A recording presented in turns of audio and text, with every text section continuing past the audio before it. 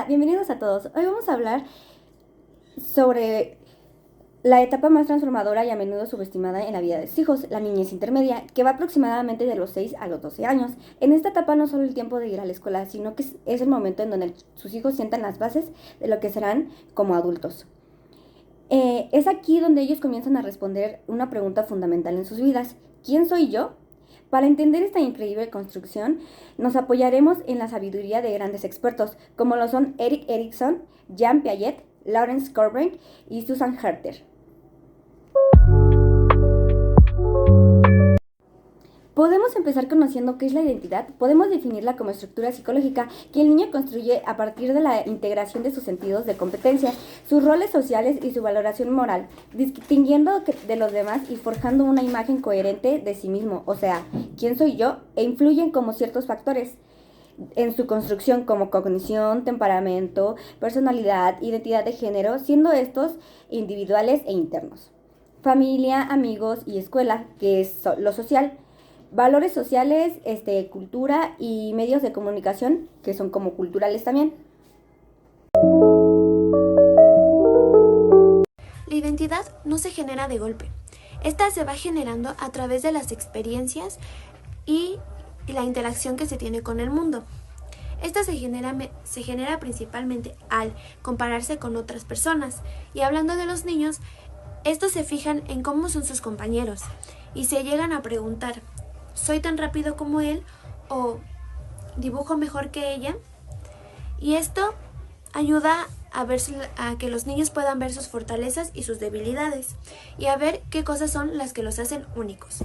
También, al recibir una retroalimentación de parte de los adultos, son fundamentos claves al generar la identidad en los niños, ya sean con comentarios como eres muy bueno haciendo esto o te esforzaste mucho haciendo tu tarea.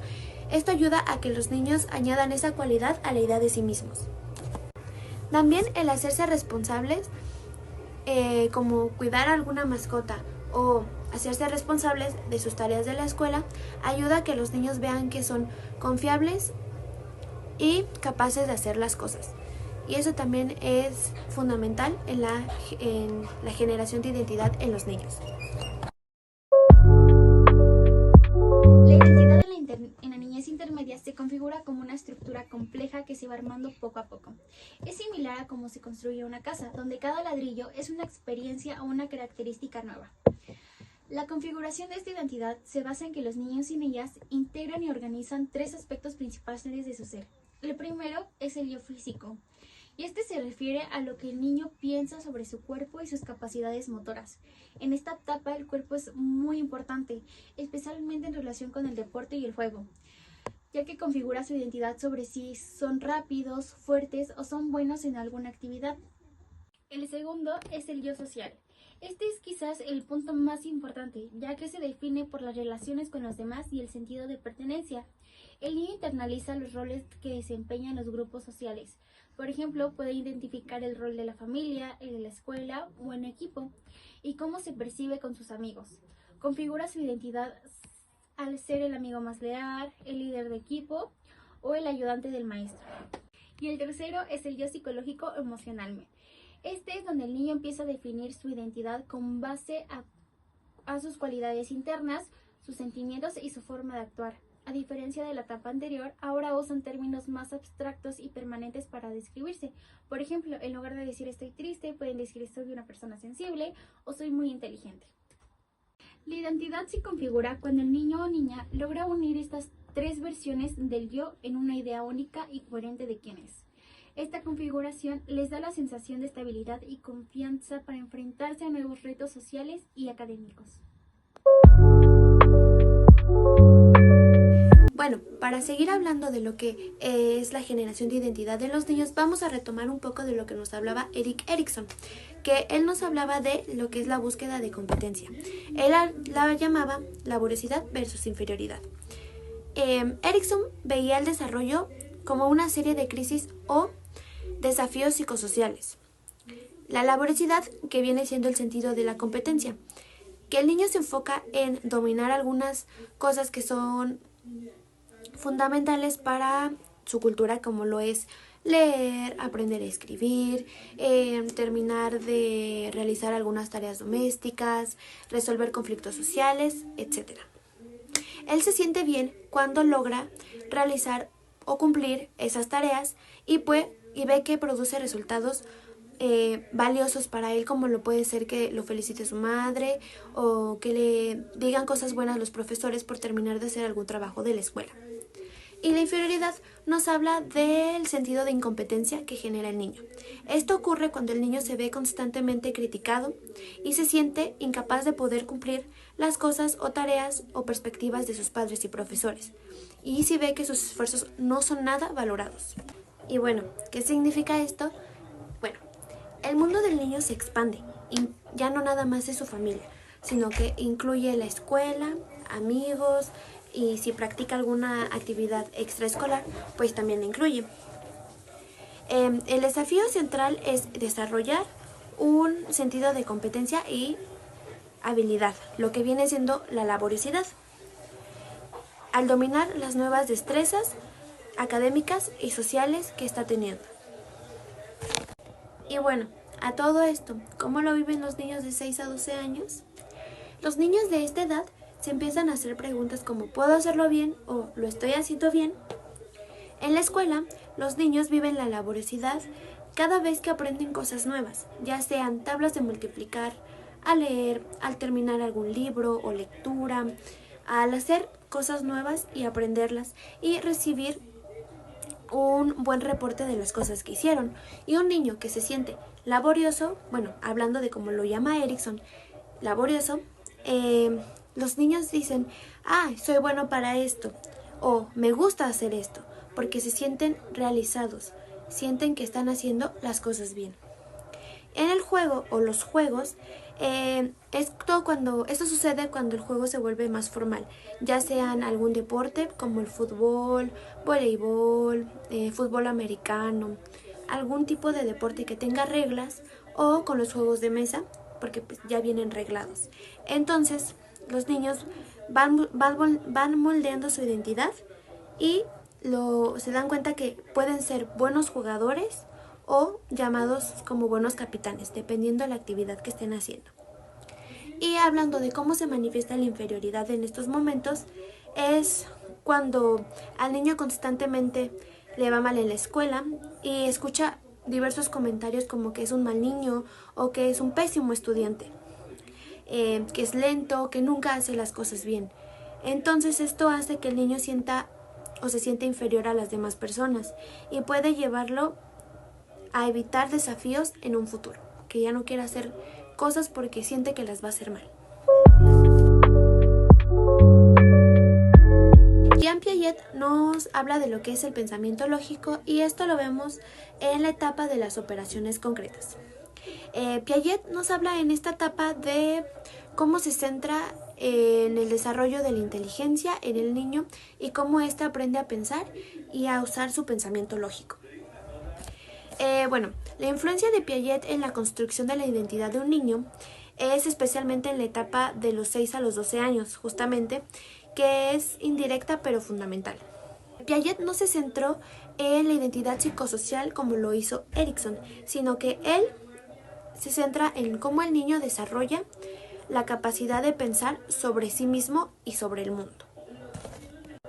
Nos habla del paso de una etapa a otra, cómo es la transición hacia las operaciones concretas.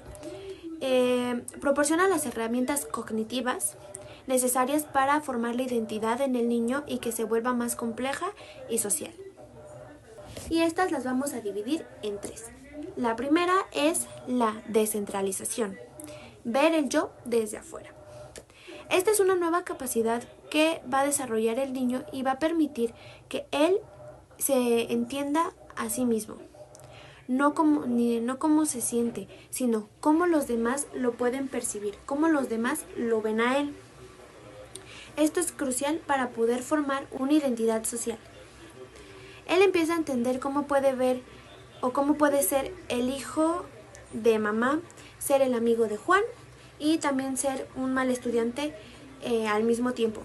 O sea, puede ser simultáneamente muchas personas o sí puede ser muchas personas a la vez. La identidad se vuelve multidimensional, que es una base necesaria para el autoestima, como lo teorizó Susan Herter, quien se basa justamente en lo que decía Piaget. La número 2 es el razonamiento lógico, que es la definición del yo por competencia. El niño aplica esta nueva lógica a sí mismo. Ya no solo dice soy rápido, sino que ya puede hacer comparaciones lógicas y puede decir soy más rápido que mi amigo Juan, pero soy más lento que mi hermano mayor. La identidad se define por las competencias, que hablando o retomando lo que hablábamos de Erikson, viene siendo la laboriosidad. El niño necesita las herramientas lógicas de las que nos habla Piaget para poder evaluarse objetivamente. Y al evaluarse objetivamente puede ver si es competente o laborioso en algún área determinada. Y la número 3 es reversibilidad y comparación, y esto viene siendo la estabilidad del yo. Aquí esto no es una operación vamos a llamarlo, no es una operación física, pero se aplica mucho para poder tener un buen autoconcepto. Aquí esto ayuda a que el niño pueda entender que un error momentáneo o una situación momentánea que no es muy buena, que puede considerarse mala, no lo hace una mala persona ni un mal estudiante. Como por ejemplo que si sacó una mala nota o tiene un mal momento donde le tuvieron que llamar la atención, ya sean sus padres o sus profesores, no lo hace una mala persona o un mal estudiante, sino que solamente es algo momentáneo, es por el momento y que esto no es para siempre. Y su identidad y su valor como persona se vuelven más estables a pesar de las frustraciones emocionales que puede llegar a tener o circunstancias externas. Lawrence Kohlberg fue un psicólogo estadounidense que desarrolló la teoría del desarrollo moral. Él se inspiró y se basó en la teoría del desarrollo cognitivo que desarrolló Piaget. En esta parte del video vamos a ver los 3 niveles en los cuales dividió Lawrence su teoría del desarrollo moral. El primer nivel es moralidad preconvencional, el segundo nivel es transición a moralidad convencional y el tercer nivel es moralidad convencional de la niñez media. En este primer nivel de moralidad preconvencional vemos el control externo. Esto quiere decir que para aquí la moralidad está totalmente controlada por agentes externos como son los padres o los maestros. En este nivel de la moralidad es donde las reglas se siguen principalmente por 2 razones. La primera es evitar el castigo y la segunda es para obtener una recompensa. La pregunta clave del niño en este nivel es ¿qué me pasará a mí si hago esto? La lógica en este caso del niño es que si realiza una acción o no, puede tener un castigo o una recompensa que sea para su bien o para su mal. Un ejemplo sería que esto rayo en la pared, ¿qué pasará conmigo? ¿Me castigarán o no? ¿Me regañarán o no? La acción moral se define por su consecuencia personal. En el nivel 2 es la transición a la moralidad convencional. Este sucede cuando llega la edad escolar. Es una transición crucial que generalmente inicia antes de los 10 o los 13 años. A partir de los 10 años, el niño suele comenzar a razonar activamente bajo su nueva perspectiva. En este nivel, las reglas ya no siguen solo por el miedo al castigo, sino para mantener el orden y obtener la aprobación de otros. En este caso, podrían ser los agentes externos, como lo fue los padres o los maestros. Inclusive, en esta edad, ya entran lo que son las amistades. Así que la moralidad ahora se basa en la aceptación social y el mantenimiento de la armonía y el bien que se define por ser un buen miembro de la sociedad o de un grupo al que se quiere pertenecer. El tercero es la moralidad convencional en la niñez media. La niñez media está marcado por el deseo de querer ser una buena chica o un buen chico. Este deseo moldea fuertemente la identidad del niño en esta etapa. Este nivel se divide en 3 partes para el desarrollo de la identidad del niño. Lo primero es la necesidad de aprobación. En esta parte los niños hacen sus tareas o siguen las reglas del juego social, ya que quieren que sus padres, maestros o amigos piensen que son buenos y responsables. Su pensamiento en esta etapa es que debo seguir las reglas porque si no, ¿qué pensarán los demás de mí? ¿Pensarán que soy bueno, que soy malo, que no lo valgo? La pregunta central ahora es, ¿qué pensarán los demás si hago esto? ¿O qué es lo que la regla dice? La segunda parte es la ley y el orden. En esta parte los niños comienzan a ver las reglas como inmutables y necesarias para la armonía social dentro de sus grupos sociales. Se convierten en los policías de las reglas, lo que quiere decir que señalan rápidamente cuando un compañero rompe una norma o una regla, básicamente cuando desobedecen, ya sea un hermano, amigo, suelen ser los delatadores. La tercera parte es la empatía limitada.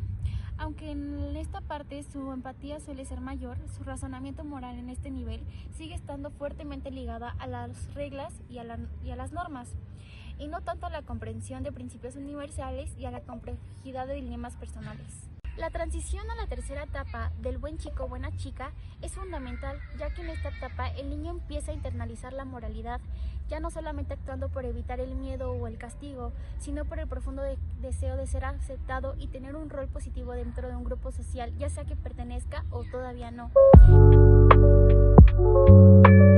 Susan Hayter, la autoestima específica y el autoconcepto multidimensional. Susan estudia cómo el niño construye su autoconcepto, cómo se ve a sí mismo, y su autoestima, el cómo se valora a sí mismo, de una forma multidimensional. Los niños a esta edad crean un perfil de competencia, lo que quiere decir que su identidad se compone de múltiples dominios o facetas que se evalúan por separado. Las competencias son la aceptación social. ¿Qué tan popular o querido soy por los que me rodean? Por mis amigos, por mis familiares, por mis profesores. La competencia atlética. ¿Qué tan bueno soy en los juegos y deportes físicos? ¿Qué tan bien me va para poder destacar? La apariencia física. ¿Me gusta cómo me veo? ¿Me gusta quién soy? ¿Debería de hacer esto? Este dominio es realmente muy importante a esta edad, porque los niños aquí empiezan a crear su identidad, el cómo se ven, cómo se sienten y se sienten cómodos con esto. Por eso es importante ayudarlos un poco a sentirse cómodos con quienes son y no hacerlos dudar. Al contrario, si quieren cambiar un poco, impulsarlos. Y la conducta o moralidad. ¿Soy un buen hijo? ¿Estoy haciendo bien? ¿Estoy tomando las decisiones correctas? Por esto es importante ayudar a nuestros niños a entender lo que está bien y lo que está mal. En este sentido, toda esta percepción de justicia se hace también presente. ¿Y cómo lo viven ellos? Entonces, prácticamente la evaluación por dominio se da de la siguiente manera. Un niño puede decir, soy genial en matemáticas, soy genial en hacer amigos, pero soy pésimo para hacer educación física. Entonces se involucran 3 áreas de competencia y el niño va creando su propia percepción de autoconcepto y de autoestima. Se empieza a valorar qué es, qué hace en funciones de lo que puede ser capaz de hacer. Esto nos lleva a 2 cosas. La importancia es subjetiva. Si al niño le interesa ser muy bueno en deportes, el fracaso tendrá gran repercusión en su autoestima global. Sin embargo, si no le importa el fútbol, no afectará tanto su valoración general. Y la comparación social. El niño ahora se evalúa comparándose con sus pares, lo que quiere decir que ahora se compara con sus amigos y quienes lo rodean. Ya no solo piensa en yo corro demasiado rápido, ahora piensa corro más rápido que Juanito o que María en mi clase de educación física. Esta comparación constante alimenta su autoconcepto y su autopercepción, el cómo se ve y cómo se identifica. Bueno, conociendo toda esta información, podemos escuchar un poquito más sobre el testimonio de Samantha, que nos puede contar pues cómo es que vivió este proceso con sus hijos a lo largo de estas edades. Podemos empezar por cuántos hijos tienes, qué edad tienen. Tengo 2, uno de 15 y otro de 20. ¿Cuál fue o tú cuál consideras que fue el mayor logro o la habilidad que adquirieron en esta etapa de los 6 a los 12 años? El aprender mentalmente las cosas. ¿Tú cómo los apoyaste a seguir aprendiendo, a seguir impulsándose? Pues en realidad yo tenía poquito tiempo, pero el poco tiempo que tenía me enfocaba en ellos para que pudieran aprender lo necesario, que era para que siguieran avanzando juntos. su etapa de vida. Y por ejemplo, cuando llegaban como a tener o a llegar a fracasar en algunas cosas, ¿cómo reaccionabas? ¿Cómo los ayudabas? ¿Qué hacías para estar junto a ellos? Yo cuando tenía algún fracaso así, yo les decía que pues en esta vida siempre se puede. El querer es poder y ellos tenían que poder. Pero a lo mejor no en el momento, pero yo siempre les motivaba que si puedes, lo puedes hacer, lo tienes que lograr. Y lo terminaban haciendo. No, a lo mejor no en el momento, pero sí lo terminaban haciendo. Ok.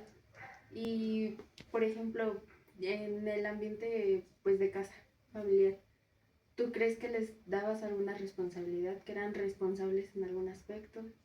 Sí. ¿Sí? ¿En qué?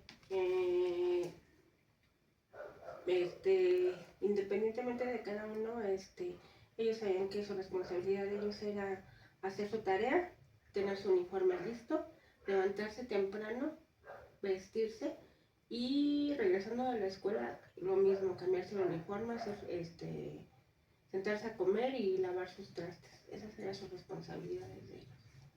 De los dos. De los dos. ¿Tú crees que a esta edad ya eran personas suficientes, personas útiles, capaces? Sí, Sí. eran independientes. ¿Y tú crees que ellos, Sí, porque siempre se los decía, claro que puedes hacerlo y lo puedes hacer. y por ejemplo ya a esta edad, bueno, la teoría es que empiezan como a encontrar qué les gusta, qué no les gusta, qué les interesa, para qué son buenos, para qué son malos? ¿Los ayudaste? ¿Ellos solitos aprendieron? En ese aspecto ellos aprendieron a diferenciar lo que les gustaba y lo que no les gustaba. Ok. ¿Tú a qué edad crees que ellos empezaron a cambiar su forma de pensar? A cómo verse desde la perspectiva de, o sea, cómo los ve el otro, ser un poquito empáticos. Como a los 8 años. ¿Alguna situación especial? No. No, solo No, fue así pero como sí. que un día desperté y dije, ay, mi hijo ya, como que ya está entendiendo. No, pero había situaciones, por decir, yo siempre trabajaba. Y te puedo decir la diferencia entre Eric y Edgar. Eric pues se encargaba de su hermano. Él se basaba en la responsabilidad a veces de Edgar, porque yo siempre trabajaba en la noche. Entonces había veces que a mí me ganaba el sueño cuando yo llegaba y él se llevaba a su hermano a la escuela. Él no se hizo codependiente de mí, sino que él sí veía que yo me dormía, él agarraba sus cosas, a su hermano y se iban a la escuela. Entonces fue cuando dijiste, mis hijas están creciendo, ¿no? Uh-huh. Por ejemplo, dentro de tu casa, ¿cuáles eran las reglas o cuáles eran las cosas que no podían negociar? O sea, decir, esto lo tienes que hacer, esto lo tienes que cumplir, no importa si quieres, no quieres. En mi casa, que yo he puesto en las reglas así, el ser responsable en su persona, en ellos mismos. Y adaptarse a no salir, porque pues todo el tiempo estaban solos, no era como que me das un permiso de irme, nunca tenían permisos para salir, siempre era de estar en mi casa, en mi casa, en mi casa, y nunca salía.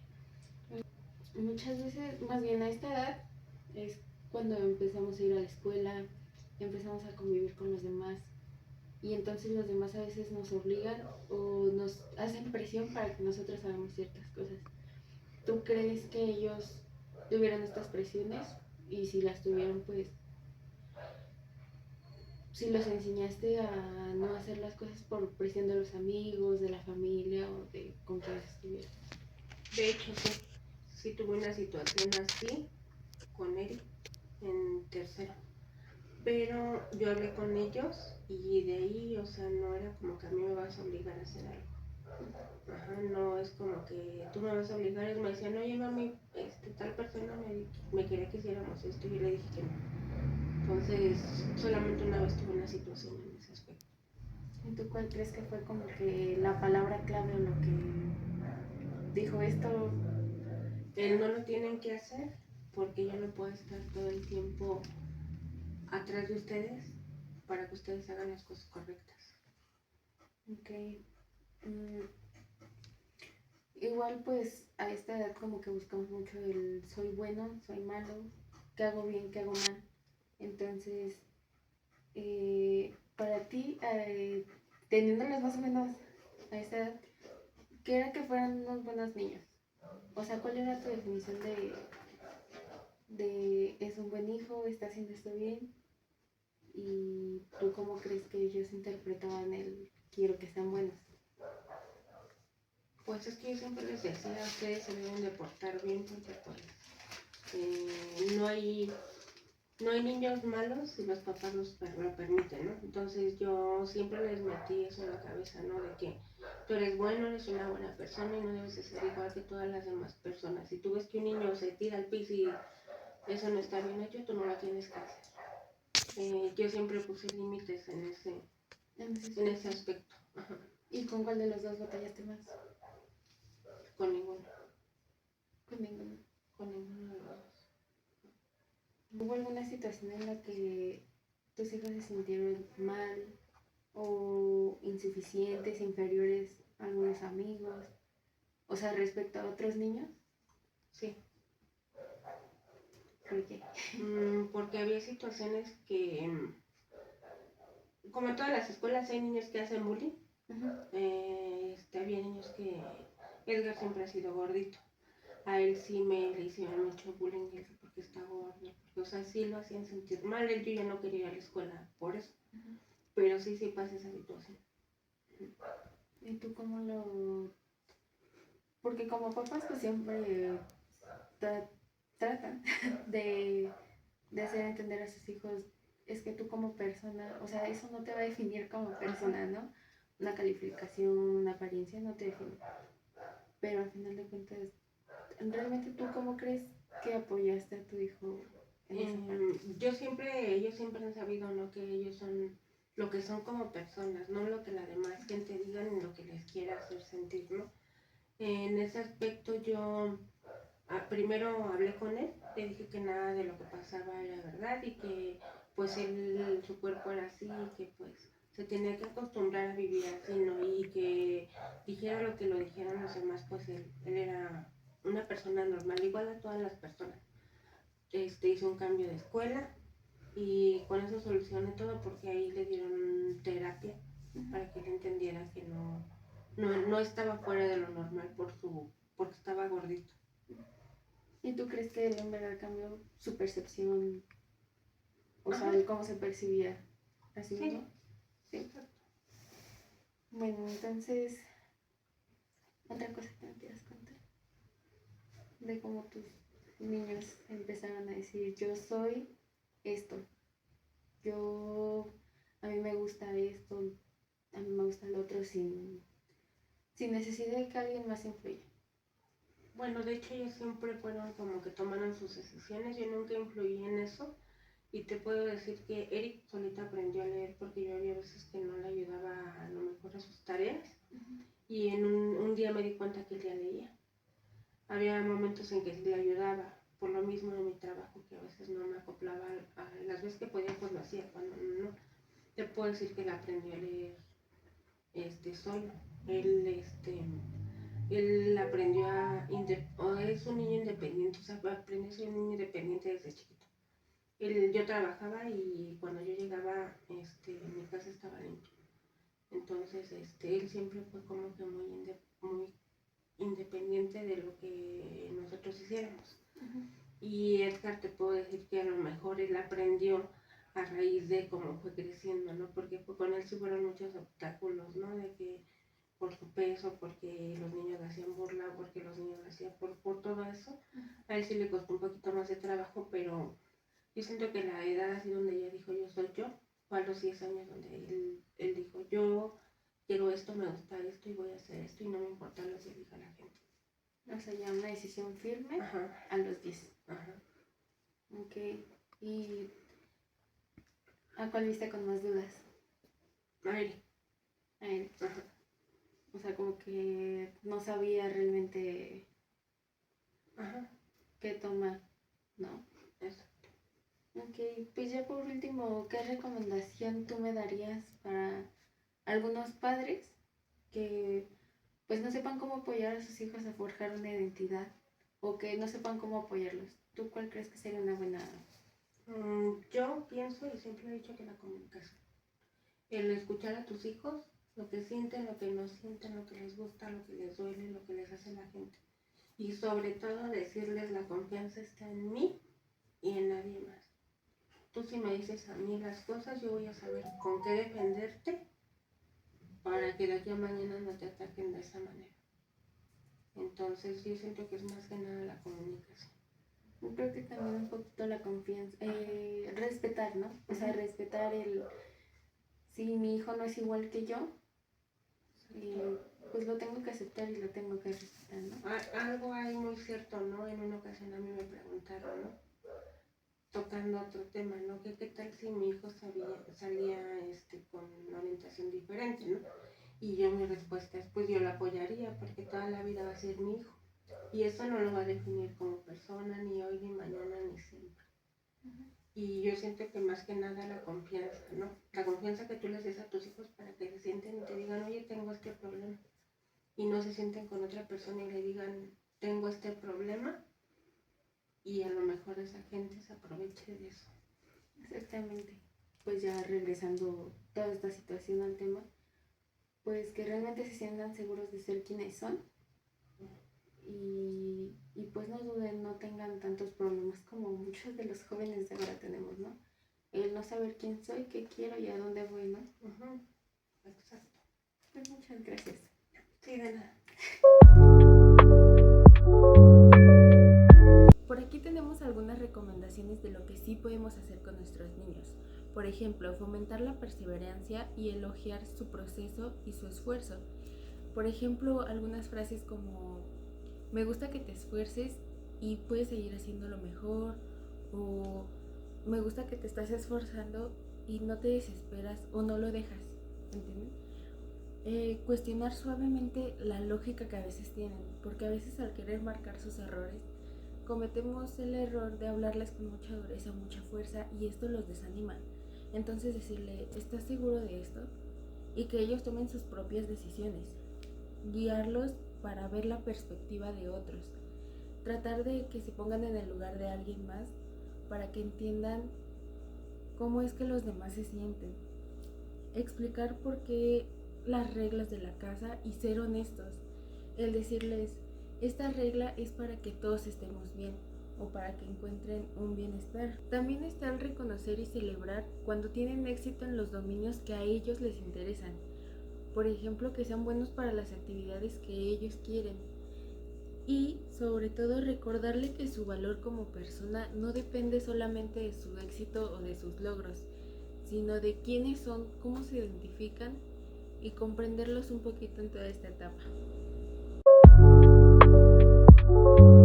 Ahora vamos a hablar de las prácticas negativas para la formación o la generación de identidad en los niños de 6 a 12 años.